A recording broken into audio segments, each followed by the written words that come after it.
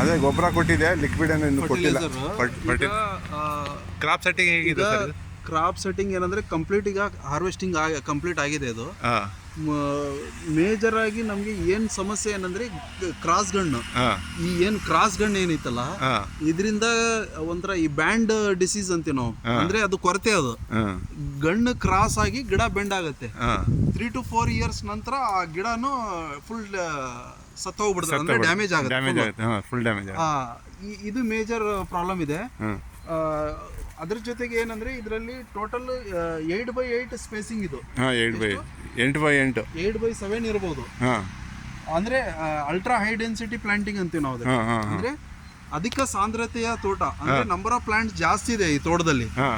ಅವಾಗ number of plants per unit area per ಎಕರೆಯಲ್ಲಿ ಜಾಸ್ತಿ ಇದ್ದಾಗ ನ್ಯೂಟ್ರಿಯೆಂಟ್ಸ್ ಗಳನ್ನು ಬ್ಯಾಲೆನ್ಸ್ ಮಾಡೋದೇ ಅಷ್ಟೇ ಇಂಪಾರ್ಟೆಂಟ್ ಇರುತ್ತೆ. ಅವಾಗ ಏನಾಗುತ್ತೆ ಅಂದ್ರೆ ನಮ್ಗೆ ಬ್ಯಾಲೆನ್ಸ್ ಎಷ್ಟು ಬ್ಯಾಲೆನ್ಸ್ ಮಾಡ್ತೀವಲ್ಲ ನಮ್ಗೆ ಅಷ್ಟು ಔಟ್ಪುಟ್ ಇಳುವರಿ ನಮ್ಗೆ ರೈಸ್ ಮಾಡ್ಕೋಬಹುದು. ಇದ್ರ ಜೊತೆಗೆ ಏನಂದ್ರೆ ನೆಕ್ಸ್ಟ್ ಏನಂದ್ರೆ ಒಂಬಾಳೆ ನೋಡ್ರಿ, ಗರ್ಭ ನೋಡ್ರಿ ಹೆಲ್ತಿ ಇದೆ. ಅದಕ್ಕೆ ಸಂಬಂಧಪಟ್ಟಿದ್ದು ನಮ್ಗೆ ಏನು ನ್ಯೂಟ್ರಿಯೆಂಟ್ಸ್ ಪೋಷಕಾಂಶ, ಈಗ ಬೋರಾನ್ ಆಗಿರ್ಬೋದು, ಇದೇನು ಒಂಬಾಳೆ ಆಗ್ಲಿ ಗರ್ಭಧಾರಣೆಗೆ ರಿಲೇಟೆಡ್ ಏನ್ ನ್ಯೂಟ್ರಿಯೆಂಟ್ಸ್ ಇದೆಯಲ್ಲ, ಬೋರಾನ್, ಪೊಟ್ಯಾಶ್, ಈ ತರ ನ್ಯೂಟ್ರಿಯೆಂಟ್ಸ್ ಗಳನ್ನು ಲಿಕ್ವಿಡ್ ಮುಖಾಂತರ ನಾವು ಕೊಡ್ಬೇಕು. ಎಷ್ಟು ಬೇಗ ಅದು ಕನ್ವರ್ಷನ್ ಆಗಿ ಬೇಗ ಗಿಡಕ್ಕೆ ಸಿಗತ್ತಲ್ಲ ಅಷ್ಟು ನಮ್ಗೆ ಅದಕ್ಕೆ ಆ ಒಂಬಾಳೆ ಆ ಗರ್ಭಕ್ಕೆ ತುಂಬಾ ಸಪೋರ್ಟ್ ಆಗುತ್ತೆ. ನೆಕ್ಸ್ಟ್ ಟೆಂಪರೇಚರ್, ತಾಪಮಾನ ಏನು ನೆಕ್ಸ್ಟ್ ಫೆಬ್ರವರಿ 15 ನಂತರ ಏನ್ ರೈಸ್ ಆಗತ್ತಲ್ಲ, ನಾವು ಅಡ್ವಾನ್ಸ್ ಆಗಿ ಪ್ಲಾನ್ ಮಾಡ್ಕೋಬೇಕಿದು. ನೆಕ್ಸ್ಟ್ ಹಳ್ಳು ಡ್ರಾಪ್ ಆಗ್ಬಾರ್ದು. ಈ ಕಾಯಿ ಒಡಕ, ಅಂಡು ಒಡಕ ನಾವೇನ್ ಹೇಳ್ತೀವಲ್ಲ, ಅದು ಸಮಸ್ಯೆ. ಅದನ್ನು ನಾವು ಅಡ್ವಾನ್ಸ್ ಆಗಿ ಅದಕ್ಕೆ ಏನ್ ನ್ಯೂಟ್ರಿಷನ್ ಬೇಕಲ್ಲ ಅದನ್ನು ಬ್ಯಾಲೆನ್ಸ್ ಮಾಡ್ಕೋಬೇಕು ನಾವು. ಸರಿ, ಇಷ್ಟು ತೋಟದಲ್ಲಿ ಇದೊಂದು ಗಿಡ ಸ್ವಲ್ಪ ವೀಕ್ ಕಾಣುತ್ತಲ್ಲ, ಅದಕ್ಕೆ ಏನಾರ ಏನು ಗೋಟಿಂದ ಏನಾದ್ರು ಸಮಸ್ಯೆ ಇರುತ್ತಾ, ಏನಾಗುತ್ತೆ? ಇದರಲ್ಲಿ ನೋಡ್ರಿ, ಕೆಲವು ಗರಿ ಏನಂದ್ರೆ ಈ ತರ ಈ ಹಸಿ ಗರಿ ಏನಂದ್ರೆ ಮುರಿದು ನೆಲಕ್ಕೆ ಬಾಗಿದೆ ಅದು. ಅದನ್ನು ಸಹ ಈ ನ್ಯೂಟ್ರಿಯೆಂಟ್ಸ್ ಗಳನ್ನು ನಾವು ಪೊಟ್ಯಾಶ್, ಬೋರಾನ್ ನಾವು ಬ್ಯಾಲೆನ್ಸ್ ಮಾಡಿದ್ರಲ್ಲಿ ಅದನ್ನು ನಾವು ಹತೋಟಿ ಮಾಡ್ಕೋಬಹುದು. ಸರ್, ಇದು ಇವಾಗ ನಾವು ಇದು ಸಮಗ್ರ ಪೋಷಕಾಂಶ ಅಂತ ನಾವು ಕೊಡ್ತಿದೀವಲ್ಲ, ಇವಾಗ ತೊಟ್ಟೆಲ್ಲ ಚೆನ್ನಾಗಿದೆ ಸರ್ ಇದು? ಈಗ ನಾವು ನೋಡ್ಬೋದು, ಹೆಲ್ತಿ ಇದೆಯಾ ಇದು? ಈಗ ಇದರಿಂದ ಏನು ಈಗ ಇದೈತಲ್ಲ, ಈಗ ನಾವೇನು ಸುಲ್ಪಟ್ಟೆ ನಾವೇನು ಹೇಳ್ತೀವಲ್ಲ, ಸುಲ್ಪಟ್ಟೆ ನೋಡ್ರಿ ಎಷ್ಟು ಅಗಲ ಇದೆ ನೋಡ್ರಿ. ಇದು ಹೆಲ್ತಿ ಎಷ್ಟು ಅಗಲ ಇರುತ್ತಲ್ಲ ಅಷ್ಟು ಅದಕ್ಕೆ ಒಂಬಾಳೆ ಅಷ್ಟು ನಮ್ಗೆ ದೃಢವಾಗಿ ಸೈಜ್ ಆಗಿ ಹೊರಗೆ ಬರುತ್ತದು. ಮತ್ತೆ ಅದರ ಜೊತೆಗೆ ನಾವು ಒಂದು ಈಗ ಕೆಲವು ಗಿಡದಲ್ಲಿ ನಾವು ನೋಡ್ಬೋದು, ಈ ಚುಕ್ಕೆ ಇದೆ.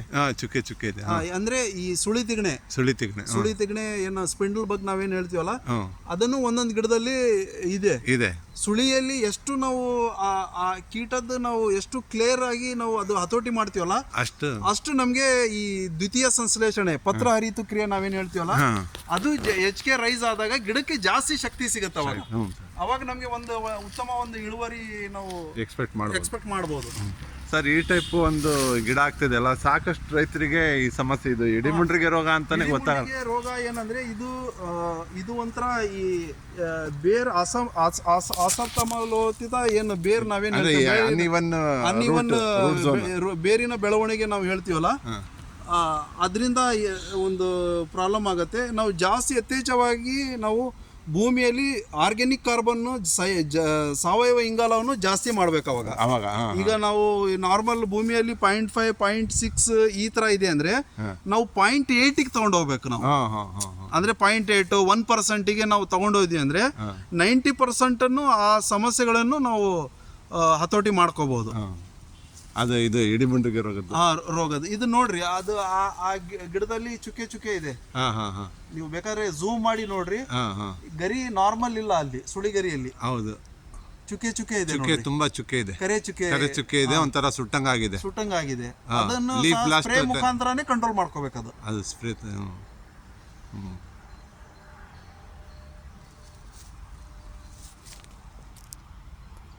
ನೀವು ಸ್ಪ್ರೇ ಇಂದ ಮುಖಾಂತರ ಕೊಡೋದು ಭೂಮಿ ನೆಲದ ಮುಖಾಂತರನೇ ಕೊಡಬಹುದು. ಅದು ಸ್ಪ್ರೇ ಅವಾಯ್ಡ್ ಮಾಡೋದಂದ್ರೆ 45 days ಅಲ್ಲಿ ಒಂದ್ಸರಿ ನಾವು ಭೂಮಿಗೆ ಬೈ ವೆಂಚುರಿನ ಬೈ ಡ್ರಂಚ್ ಏನೋ ಒಂದು ಫಾರ್ಮಲ್ಲಿ ಕೊಡ್ಬೇಕು. ಲಿಕ್ವಿಡ್ ಫಾರ್ಮಲ್ಲಿ ಕೊಟ್ಟಾಗ ನಾವು ಸ್ಪ್ರೇದು ಅವಾಯ್ಡ್ ಮಾಡ್ಕೋಬಹುದು.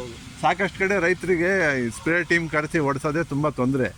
ಇವಾಗ ಸ್ಪಿಂಡಲ್ ಬಗ್ಗಿಗೆ ನಾವಿವಾಗ ಅದಕ್ಕೇನಪ್ಪ ಅಂತಂದ್ರೆ ಅದು ಇವಾಗ ನಾವು ಔಷಧಿ ಏನು ಕೊಡ್ತೀವಲ್ಲ, ನಾವೇನಾರ ಬೇರೆ ಏನಾರ ನಾವು ಆಲ್ಟರ್ನೇಟ್ ಮಾಡಿ ಡ್ರಂಚಲ್ಲಿ ಕೊಟ್ಟರೆ ಏನಾರ ಕಂಟ್ರೋಲ್ ಮಾಡ್ಬೋದಾ? ಇಲ್ಲ, ಒಂದು ಏನಂದ್ರೆ ನಾವು ಏನು ಬೇರ್ ಮುಖಾಂತರ ಆಗಲಿ ಭೂಮಿ ಮುಖಾಂತರ ನಾವೇನು ಕೊಡ್ತೀವಲ್ಲ, ನಾವು ಗಿಡದಿಂದ ಸ್ಟ್ರೆಂತ್ ಅನ್ನು ಕೊಡಬಹುದು, ಗಿಡಕ್ಕೆ ಶಕ್ತಿ ಕೊಡಬಹುದು. ಬಟ್ ಈಗ ಹುಳದ ಬಾಧೆ, ಈಗ ಹುಳದಾಗ್ಲಿ ರೋಗದ ಬಾಧೆ ನೀವು ಕಂಟ್ರೋಲ್ ಮಾಡ್ಬೇಕಂದ್ರೆ ನೀವು ಸ್ಪ್ರೇ ಮುಖಾಂತರನೇ ಕಂಟ್ರೋಲ್ ಮಾಡ್ಕೋಬೇಕು.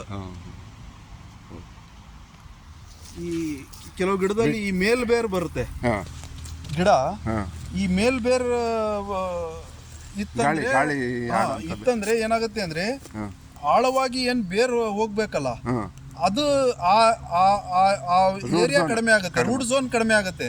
ಎಫೆಕ್ಟಿವ್ ರೂಟ್ ಝೋನ್ ನಾವೇನ್ ಹೇಳ್ತೀವಲ್ಲ, ಅದಕ್ಕೆ ಕಡಿಮೆ ಆದಾಗ ಏನಾಗುತ್ತೆ, ಗಿಡಕ್ಕೆ ಶಕ್ತಿ ಕಡಿಮೆ ಆಗುತ್ತೆ.